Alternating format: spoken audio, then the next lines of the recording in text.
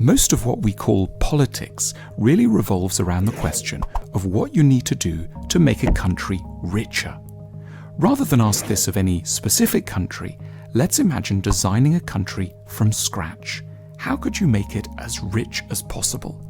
Suppose the brief was to design rich land, an ideal wealth-creating society.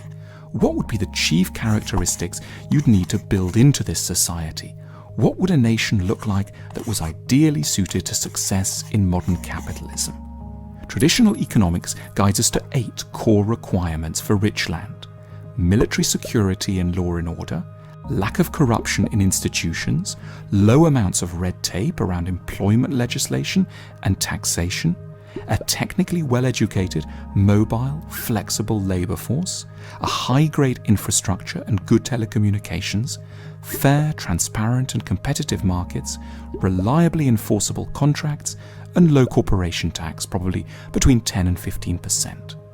But aside from these 8 factors, there is one thing that invariably makes a critical difference to the wealth of societies, what we might call cultural factors. To make rich land properly rich, you'd need to ensure that a number of cultural factors were firmly embedded in the national mentality. Here are some of these wealth-inducing attitudes. In rich land, at parties, the first thing people want to know is, what do you do? According to how you answer, people are either delighted to see you or swiftly abandon you by the peanuts. In rich land, what's on your business card is simply who you are. All the other stuff, what you were like as a child, what you think of late at night, who your parents are, don't really matter. In rich land, friendships are usually linked to work and involve covert status rivalries. If you fall behind, your friends might drop you. You have to invest an enormous amount of effort in your career, not merely to make money, but so that you can have a functioning social identity, so that people will be nice to you. In rich land, parents place a tremendous emphasis on educational achievements. Children come away feeling not just that it's nice to do well in exams, but that they are more lovable human beings, more worthy of existence if they triumph at school, especially in maths and science. You therefore learn early on that love comes from successful performance. The more you achieve, the kinder people will be to you. In rich land, everyone is encouraged from a young age to imagine that they might one day, perhaps by around 33, be the richest person in the country, if they work hard. Posters of rich and famous people adorn the walls of primary schools. The national anthem is called "I Can Do It," an ecstatic rendition of human possibility. This keeps the workforce highly motivated. Dreams of successful entrepreneurship abound, but by middle age, most people in rich land have, by definition, failed to measure up to the exalted hopes once placed in them. They keep their regrets hidden, however, and are quietly prescribed tranquilizers and antidepressants. People don't sleep very well in rich land. They're often up at 4 a.m. Their worries all relate to their careers. That's because market capitalism in rich land is very efficient. Efficiency means constant innovation and rivalry. The weaker players in any field are always driven out of business swiftly and without mercy. The stock market is ruthless about punishing underperformance, normally on a quarterly basis. In rich land, everything is geared towards the needs of the consumer. There must be low prices, there has to be excellent customer service, shops have to be open at all hours, there can be no sacrosanct high holidays or weekends.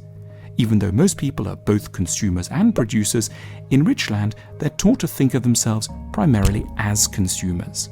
In their minds, their multiple woes as producers are carefully disassociated from the scale of their expectations as consumers. There is news everywhere in rich land, on websites, phones, and 24-hour channels, and it's always catastrophic. Citizens thereby learn that the world is incredibly unsafe, and that terror, accident, and cruelty await at every turn. There is utter silence about anything positive. Every encounter with the media leaves one suspecting that the only way to protect oneself is through the accumulation of ever larger sums of money. In rich land, people don't take many holidays. Generally, they're very self-denying and scared what might happen if they don't remain in the office long enough. They get up early, are suspicious of any kind of indulgence, and have sandwiches at their desks for lunch. On the other hand, they're very interested in paying a lot for what they call fun. They pay a significant premium to have a car that can go at twice the legal speed limit, and for flying far away on holiday many times a year. Activities that don't cost much, like going for long walks around the local neighbourhood or writing poetry, are seen as unimpressive, slightly eccentric things. Though many of Richland's psychologists speak of the benefit of parents spending time with their small children, most children are brought up by staff from low-wage countries while their parents go to work. This lack of secure attachment does wonders for the children in turn. They grow up anxious, eager to please, and desperate to attain security through work. In Richland, there are powerful currents of fashion around most things. What thickness your TV screen has, what kind of ethnicity of food you eat, what models of phone you talk on. People can get rapidly dissatisfied with their current possessions and quickly excited by new products. It feels very important to be up to date. It's a serious blow to one's self-esteem to feel that one is missing a trend. You can get into trouble if your phone is more than 3 years old. People speak highly of thinking for yourself, but sheep-like behaviour is better for the shops. Every society has famous people in it, but Richland is very selective about its heroes. It doesn't revere contemplative monks, wise sages, or philosophers. Glamour is monopolised by wealth creators, especially ones in films. Their doings are constantly reported on, so that the lives of most ordinary people seem really squalid and awful by comparison. News of the famous means that people try much harder to work and improve their apparently miserable lot. Richland is seen as a very fair place. If you work hard and are clever, you'll get there. There's no nepotism or insider trading. The playing field is level. That's a lovely philosophy for the winners, but more punitive for those who get left behind. They are termed losers and are judged personally responsible for their own shortcomings. It's a culture that's very hostile to the idea of luck. You're the author of your own fate. If things go wrong, don't blame anyone else. There's a very high suicide rate in Richland. In Richland, there's no religion that energetically promotes spiritual goods and sees kindness or wisdom as superior to wealth or power. In general, people are secular and mock the religious. But insofar as some people do believe, the God they believe in is remarkably materialistic. It's a chap in the sky who believes in rewarding those who are good with dollops of money. Richland has very bad weather. It combines the worst of England and the Netherlands. Brief, mild, unreliable summers with only around 7 cloudless days in it and with a temperature rarely getting into the 20s. Then come long, endless, dark winters with gusty, icy winds and low, heavy cloud.